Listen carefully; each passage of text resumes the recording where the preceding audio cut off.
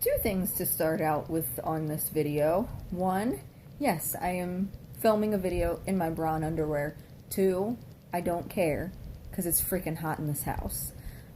I cannot explain to you how ridiculous this weather is because just 2 weeks ago it was like 40,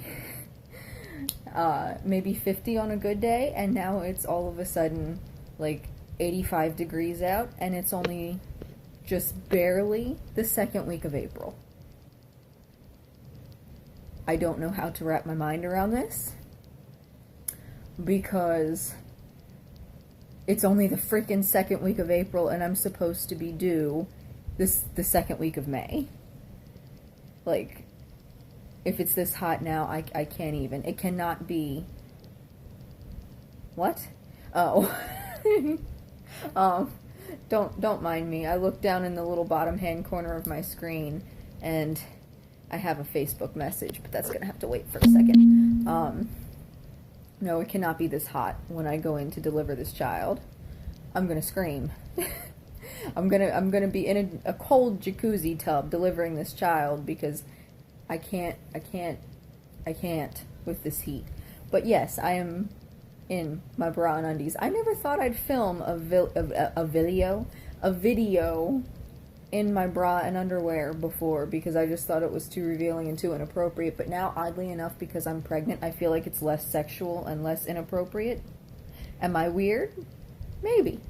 I don't know. Y'all tell me, did you just feel like it was perfectly acceptable to like have your belly and all your business kind of hanging out when you were pregnant? Like it was just nothing, it was normal? Maybe it's just me. I don't know. I keep embarrassing the heck out of my mom this week though, because I've been walking around, because it's been so hot out, I've been like walking around with my belly hanging out, like belly shirts, taking regular shirts that normally fit me just fine, and like tying them above my stomach and just letting all of this, yes, all of this, you can't see, but yes, I do have underwear on. I'm not just sitting here bottomless. But yeah, all of this has just been hanging out, and you can't see on this side, but you can see on this side all of my lovely tiger stripes. And I think that's happening so much over there because I'm always on my left side. Like I'm always either reclining or slightly leaning to my left. I always lay on my left. So I'm getting a lot of that weight pulling on my left side.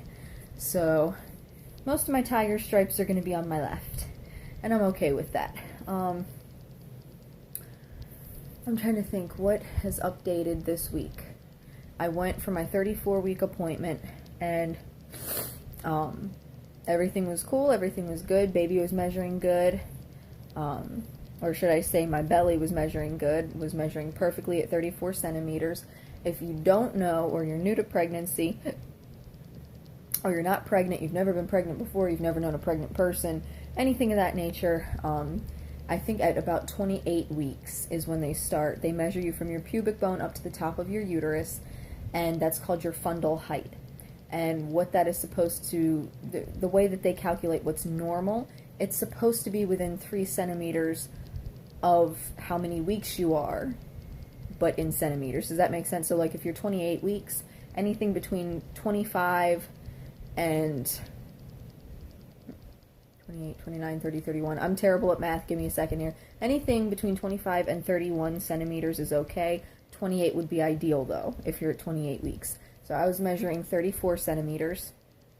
Baby's heart rate was great again, as usual. I feel like I have absolutely no room. Like, this baby is all up in my ribs, up under my ribs, up in my lungs. It feels like he could just stick a foot up into my esophagus right about now. But, yeah, 35 weeks, and I am super excited because full term, where I'm delivering at, is considered anywhere between 37 and 40. So, I'm hoping that this child just decides to come at 37 weeks. I'm really, really rooting for that because I am so done. He's kicking because he's mad at me for saying that. I've noticed a little pattern. If I say something that I think he might disagree with, he'll kick me. You better not try to stay any longer than maximum of 40. Don't pull any of this 41, 42 week stuff. I can't do all that, no. But yeah, I went in for blood work again this week, because my iron was low at my 28-week appointment. They put me on iron back then, and then now they're testing it again. Truth be told, do I take my iron every single day? No, I do not, because honestly, I would never be able to poop again. You're already constipated when you're pregnant. I naturally lean toward being constipated anyway. The Zofran I take for my stomach, one of the side effects is constipation, and now you're giving me iron on top of it. Really? Like, I have to go sometime. So do I take it every single day? Not like I should. Maybe every other day, every 2 days. But it's freaking 65 milligrams, plus what's in my prenatal. Like, come on. I'm not passing out from anemia. A normal level of iron is 10.5. I was a 10.2. We're talking points here. Not even the full, like, the 10. I wasn't even down at, like, a 9 or an 8 or a 7. I was still at a 10, but 0.2 instead of 0.5. I'm 0.3 below. Really? 65 milligrams plus, like, the 30-something that's in my prenatal. 90 milligrams is really necessary to raise it 0.3 points. Anyway, so I should have those results tomorrow.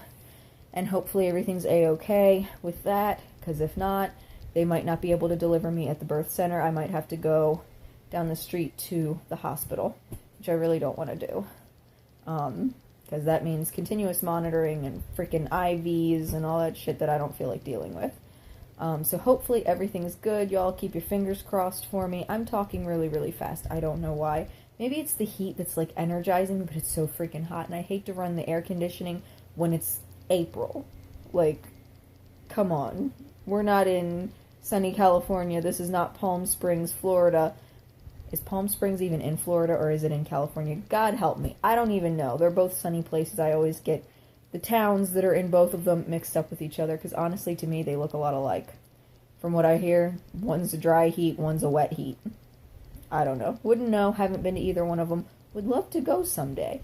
But anyway, has anything else changed? I will be starting to drink the red raspberry leaf tea probably tomorrow, honestly. I was going to wait until 36 weeks, but frankly, I don't think a few days is going to throw me off that much. So I'll probably try that, and I'll give you guys an update after my 36-week appointment. And the big news about the 36-week appointment is that after that, I start going every single week. And, and I'm due for that darn Group B strep test next time. For those of you ladies who don't know what a Group B strep test is, Group B strep is a type of bacteria that we normally have in our vaginas. And it doesn't do us any harm or anything like that. It doesn't do our sexual partners any harm or anything. But it can be harmful to a baby. Thankfully, it's very easily treated by antibiotics through your IV if you are positive for it. But other than that, they really don't do anything. But the fact is that it's not just a bacteria that's in our vaginas, it's also in our rectums. So they have to test both of those lovely areas of the body to do a Group B strep test, which I was not aware of the first time. So if y'all are due for one of those and no one's told you yet, yeah, they're going to stick a giant cotton swab up your rear end. Be prepared. Be very, very prepared, please. Because they surprised the heck out of me when they did that the first time around.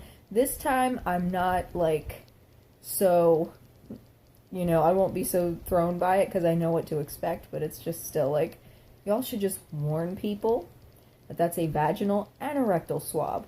Most of us ladies are used to the vaginal swabs, from pap smears and stuff. Most of us are not used to the rectal thing.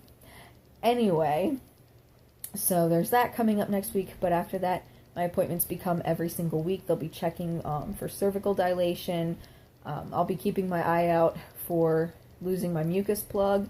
If you don't know what a mucus plug is, I should explain certain terminologies in another video, but long story short, basically our cervix is, how did I hear it? It's not technically one big clump or one big plug. As our cervix starts to thin out and dilate, or dilate any face as it's called, basically our cervix feels a little irritated, so it starts to produce more mucus. Kind of like if something's itchy in your nose, you start to get a runny nose because it's your nose's way of trying to protect itself. So the cervix does the same thing, but it kind of all gets stuck like at the back of your vagina. So it can kind of accumulate, and when it gets to be a big enough clump, it'll all just kind of come out. And a lot of times it's tinged with blood, or what's called a bloody show. So it looks like a big ball of bloody snot coming out of your vagina, which sounds really disgusting. But I lost it a few days before I went into labor with my son. Some people lose it a couple days before labor, some the day of, some weeks before. So it all depends, but it usually does mean that within the month, at least, you'll be delivering that child. So hopefully I'll be losing mine soon.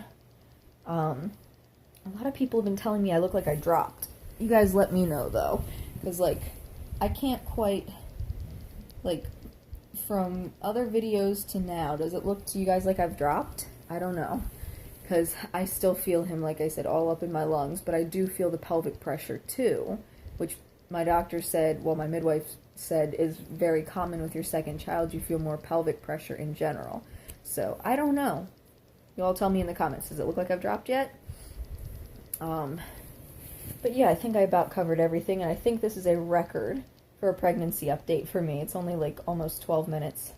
So, that about covers it. I'm sorry I didn't fit in a belly shot last week. It wasn't even really meant to be a pregnancy update. It was just kind of more of a family update, you know, giving you guys a little heads up on what's going on in my life. And I decided to shove a pregnancy update in there too. That's why you guys didn't get a belly shot, but I came somewhat prepared, and since my belly's just all out there right now anyway, yeah, why not? So, that does it for this week's video. I will see you guys next week after my 36-week checkup, and I'll let you know about the iron and the mucus plug and the Group B strep test and all that other kind of stuff next week, and how the red raspberry leaf tea has been affecting me as well. So, until then, thank you guys for watching, and I'll see you in the next video. Bye.